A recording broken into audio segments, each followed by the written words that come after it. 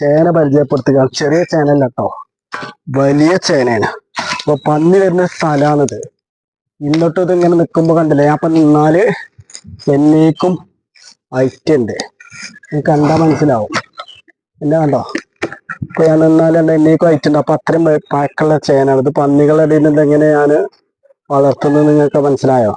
അത് ഞാൻ ഈ വീഡിയോയുടെ ലാസ്റ്റ് പറയും, എങ്ങനെയാണ് പന്നി തൂത്താതെ ചേന എങ്ങനെ വളരുന്നത്. ഇപ്പൊ ഞാൻ ചുരുക്കി പറഞ്ഞാല്, ഈ ചേനയുടെ വണ്ണം നിങ്ങൾക്ക് തോന്നിപ്പോ ഇങ്ങനെ കണ്ടാല് ചെറുതാണെന്ന്, പക്ഷെ അല്ല. കണ്ടില്ലേ, നിങ്ങൾ കാണാം, ഇത് ചേനയുടെ വണ്ണാണിത്. അടിയാണ് കേട്ടോ, കണ്ടോ. കണ്ടില്ലേ, അളവ് എടുത്തപ്പോ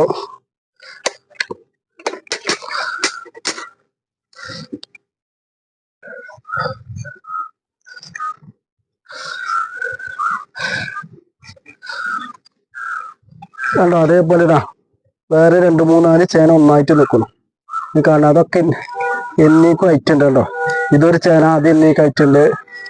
ഇത് വേറെ ചേന, അത് എന്നേക്കും ഐറ്റുണ്ട്. ഞാനൊരു 5 അടി നീളമുള്ള ആളാണ്, ഞാൻ ഒരിക്കൽ പറഞ്ഞിരുന്നു. എന്നാലും ഇതിലൊക്കെ ഞാനിത് പന്നി വരുന്നതിന് സംരക്ഷിക്കുന്നത് എങ്ങനെയാണെന്ന് ഞാൻ പറഞ്ഞു തരാം. നിങ്ങൾ വീഡിയോ മുഴുവനായി കാണുക, എൻ്റെ ചാനൽ സബ്സ്ക്രൈബ് ചെയ്യുക.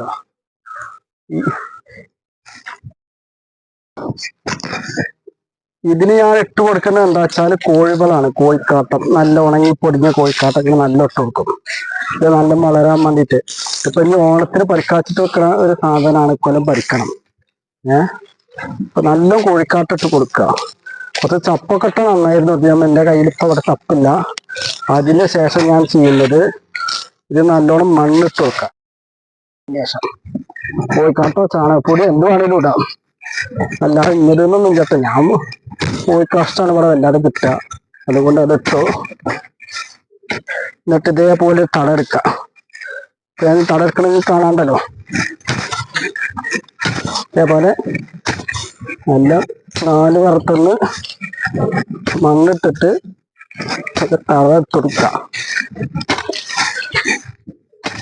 ഈ കാണുന്നുണ്ടെന്ന് വിചാരിക്കുന്നു. ഇതേപോലെ കളച്ചിട്ട് മണ്ണിടുക, 4 പുറം മണ്ണിടുക.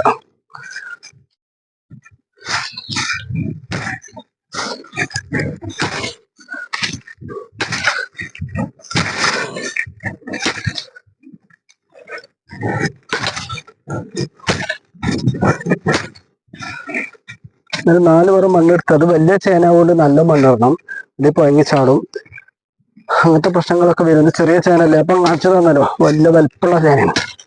അപ്പൊ അങ്ങനെ ഇത്ര വലിപ്പമുള്ള ചേനയൊന്നും ഇപ്പൊ അങ്ങനെ ഉണ്ടാവാറില്ല, പന്നി ശല്യം കാരണം. ഞാൻ പറഞ്ഞു തരേണ്ട ആവശ്യമില്ലല്ലോ. ഇനിയാണ് ഞാൻ ഇതിന് ചെയ്യല്. ഇനി ഒരു മുരട് ഇഞ്ചി വെക്കണം, നാടൻ ഇഞ്ചി ഉണ്ടല്ലോ, ഇതേപോലെ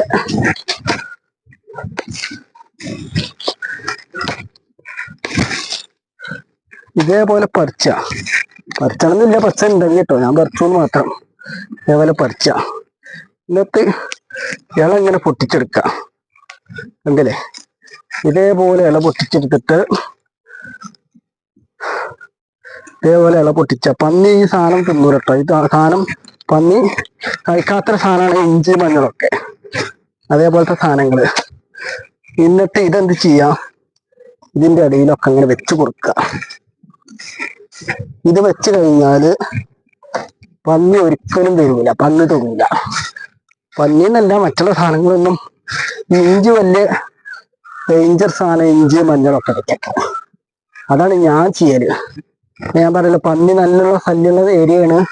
എന്നിട്ട് പോലും ഇത് ഇവിടെ ഇങ്ങനെ നിൽക്കണമെങ്കിൽ ഇതേപോലെ ഇഞ്ചി വെച്ചിട്ടാണ്. ഉണ്ടല്ലേ, ഇതേപോലെ ഇഞ്ചി നട്ട് നിർത്തിയാല് ഇപ്പൊ ഞാൻ മറ്റു ചേനകളൊക്കെ അതേപോലെ തന്നെ ചിരിക്കുന്നത്. ഇപ്പൊ താഴെ കണ്ടില്ലേ നിങ്ങൾ, ഇതിന് 4 പുറമുണ്ടോ ഇഞ്ചി ഇങ്ങനെ നട്ടിക്കണം. കണ്ടില്ലേ 4 പുറം ഇഞ്ചി നട്ടിക്കണം.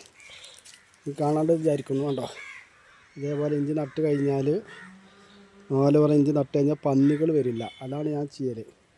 ഇത് വലിയൊരു ചേനയാണ്, അത് ഇത്ര കാലം നിൽക്കണമെങ്കിൽ, ഈ പന്നികളിൽ നിന്ന് രക്ഷപ്പെടണമെങ്കിൽ ഇതൊക്കെ തന്നെ ചെയ്യും.